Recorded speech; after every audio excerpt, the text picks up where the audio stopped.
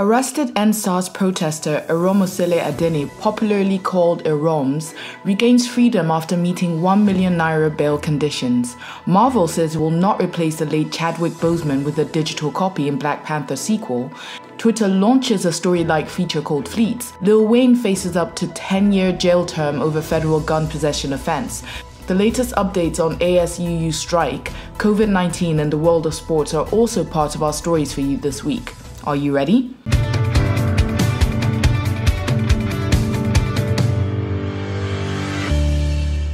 Welcome to Sidemex Entertainment's Trending Last Week, where we bring you the hottest gist from last week. But before we continue, please take a moment to subscribe to our channel and also click on the bell icon to be notified as soon as we drop another exciting video. After 13 days in police custody without being formally charged with other crime, EndSARS protester Eromz, who is fondly called Eromz, has regained his freedom.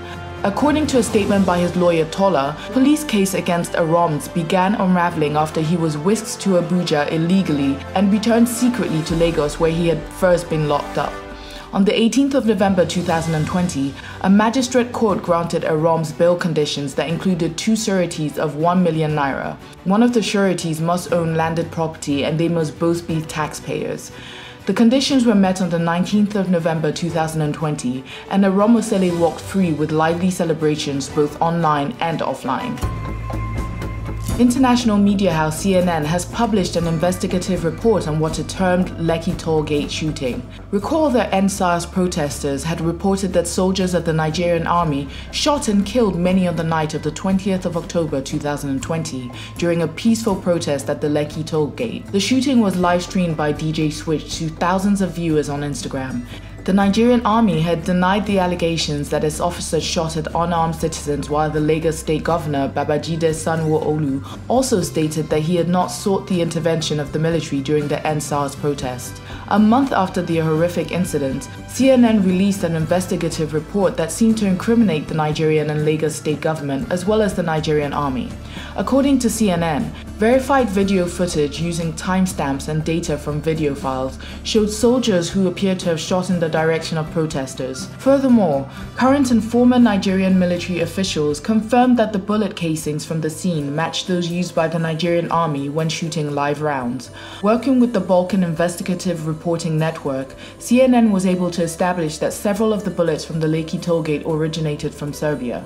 Their finding was supported by export documents that show that Nigeria purchased weaponry from Serbia almost every year between 2005 and 2016. To see a summary of CNN's findings, head over to sidemexentertainment.com. Just type CNN in the homepage search bar to bring up the story. Meanwhile, in response to the report, the Minister of Information and Culture, Lai Mohammed, called for sanctions against CNN over its report of the alleged Lekki tollgate massacre. He held a press conference in Abuja a day after the report and claimed that the military fired blank bullets into the air and not at protesters. Let's get your thoughts on the developments in the comment section below. While the response from Lai Mohammed was causing an uproar on social media, Twitter users also had another reason to be enraged last week. Their anger came after the Speaker of Nigeria's 9th House of Representatives, Femi Gbajabiamila, confirmed that his security detail killed a newspaper vendor, Ifeanyi Elichi, in Abuja on the 19th of November 2020. Gbajabiamila mentioned that the officer has been suspended and an investigation into the issue has commenced. Nigerians also took to Twitter to lament the increasing poverty rate and low buying power of citizens, which has resulted in most brands unveiling handy and cheaper versions of their products. It appears that every product will soon have a sachet version because standard size items are too expensive for many to purchase. Even a luxury alcoholic beverage, Bailey's, now comes in a sachet packet, a development that Twitter users termed sachet economy. Have your say regarding the sachet economy in our comment section below. The Lagos State government also earned the derision of Twitter users after announcing the first ever electric car assembling factory for 2018 Hyundai Kona EVs. Many of the reactions made jest of the poor electric generating condition of Nigeria. Even Sanwo-Olu's promise of charging points for electric cars did not mitigate the skepticism. Here is how one user put it: "Electric cars in an unstable power supply country? This government is funny." Another said, "Use a generator to charge the car so you can drive to the fuel station to buy petrol for your generator to charge." Do you agree or not agree with the commenters? We want to hear from you in the comment section below. Now for some entertaining gist. Marvel Studios has disowned rumors that it will use a digital double to replace late Chadwick Boseman in the upcoming sequel of Black Panther. In a statement, the company's vice president, Victoria Alonso, said, "There's only one Chadwick and he's not with us.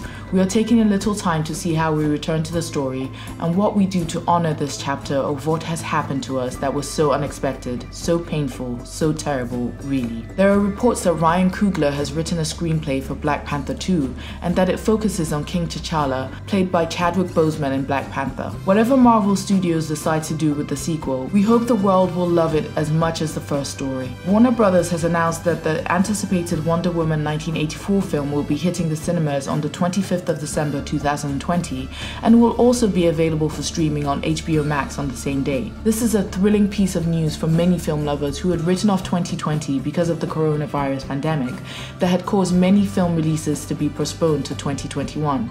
Additionally, Wonder Woman 1984 may single-handedly save cinemas from bankruptcy this coming holiday season. Are you excited?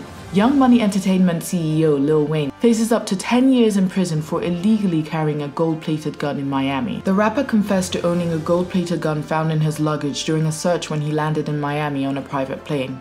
As a convicted felon, it is a federal offense for him to carry firearms in the US. One wonders what he was thinking when he decided to fly with a gun in his possession.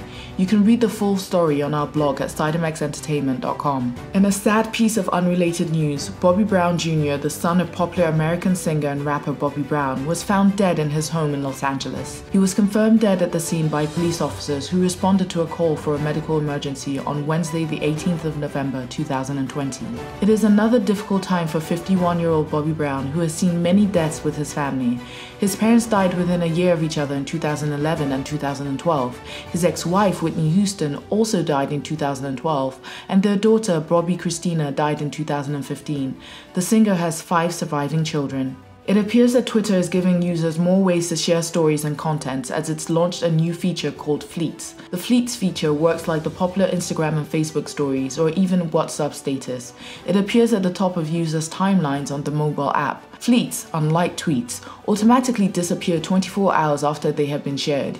You can delete your fleets as well, and while it cannot be shared or retweeted, people can still screenshot it. Have you tried out Twitter Fleets? Use the comment section to share your fleeting thoughts on the latest rollout by Twitter. Back home in Nigeria, the Asset Management Corporation of Nigeria, AMCON, announced it has seized assets from frozen bank accounts belonging to Jimoh Ibrahim, the chairman of Global Fleet Group, over 69.4 billion naira debts.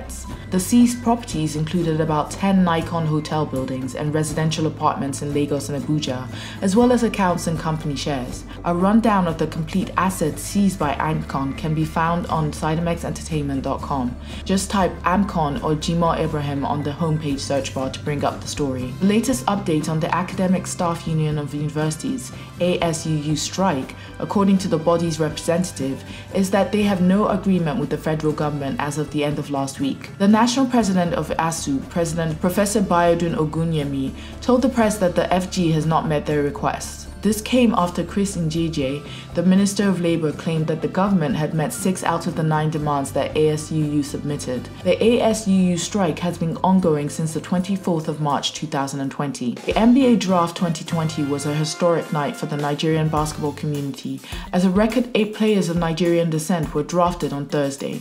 Isaac Okoro, Onyeka Okongwu, Precious Ashiuwa, Ezekiel Tobechukwu Naji, Udoka Azibuike, Desmond Bane, Daniel Oturo, and Jordan Nwora were all drafted by teams in the NBA.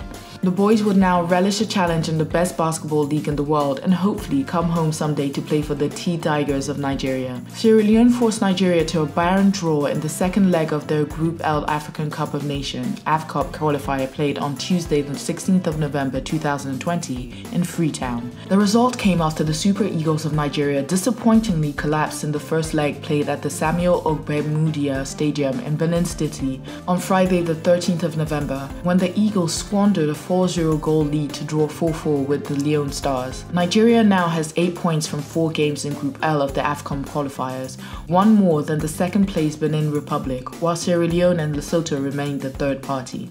Ferran Torres became the first player to score a competitive hat-trick against Germany since Michael Owen in 2001, as the Manchester City man netted his first ever career hat-trick in Spain's 6-0 drubbing of Germany. Juventus striker Alvaro Morata scored Spain's first from a header before Torres sent a volleyed effort to the back of Manuel Neuer's net to double the former world champion's advantage. Nordri then guided in a header to make it 3, before Torres scored the game's 4th and 5th goals to complete his hat-trick before a tap-in from Mikel Oyarzabal made it 6-0 to inflict Die Mannschafts' worst defeat ever. Belgium joins France, Spain and Italy in October 2021 semi-final after finishing Group A2 in the first place with a win over Denmark. Romelu Lukaku's brace ensured Belgium sealed a semi-final spot at the Nations League finals with a victory over Denmark in a high-scoring encounter. Yuri Tielemans and Manchester City's Kevin De Bruyne also got on the scoresheet. Lewis Hamilton emerged champion at the Turkish Grand Prix on Sunday, the 15th of September, to take his World Championship tally to 7, becoming the most successful racing driver in history. The 35-year-old Mercedes driver has now equaled Michael Schumacher's 16 record in terms of titles won,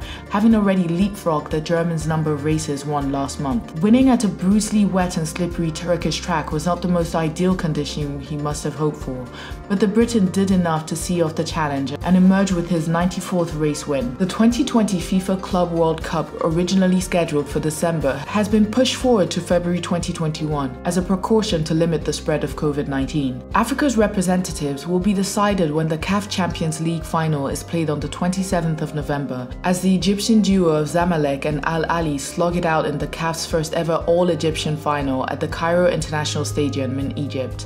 The postponement also means European representatives Bayern Munich, who have won all contested competitions in 2020, including the UEFA Champions League in August, have missed a chance to become the second team in history to win 6 competitions in a calendar year after Barcelona in 2009. Qatar maintains its status as host nation when the tournament takes place between the 1st and 11th of February 2021. Number 1 seed Novak Djokovic eased to a straight set 6-3, 7-6, 7-4 win over Alexander Zverev to clinch a place in the last 4 of the tournament at the O2 Arena on Friday the 20th of November 2020. Djokovic's win comes after he had been condemned to his 4th defeat of the year on Wednesday the 18th of November by 4th seed Daniil Medvedev, who secured his passage to the semi-final at the ATP Finals. However, the Serb overcame his disappointment to get one over Zverev, who brought more to fight in the second set. In response, Djokovic raised the bar when it mattered in the tiebreak to win the encounter. The 33-year-old will be up against US Open champion Dominic Thiem in Saturday's semi-final. Thiem had progressed as the winner of Group London 2020, while Djokovic goes through Group Tokyo 1970 as runner-up. As of November 2020, there were 321 vaccine candidates in development worldwide, and 56 of them were in clinical research or trial phases. 2 have claimed to have made an above 90% efficiency.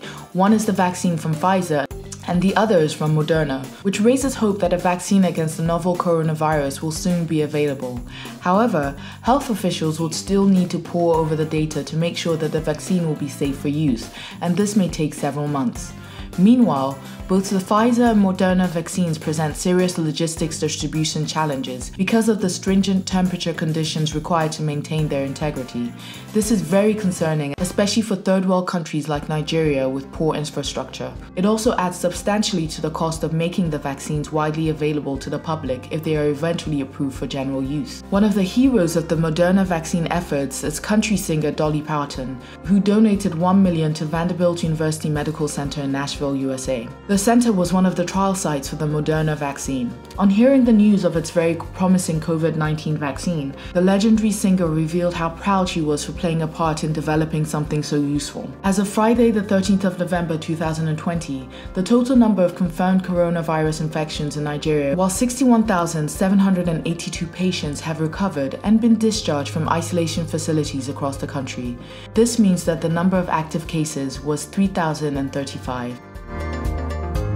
That concludes this week's episode of Trending Last Week. If you enjoyed this episode, please share your thoughts in the comment section below and hit the thumbs up button. Also, subscribe to our YouTube channel and ring the bell for notifications on more content. And follow us on Instagram at CytomXENT and on Twitter at CytomX.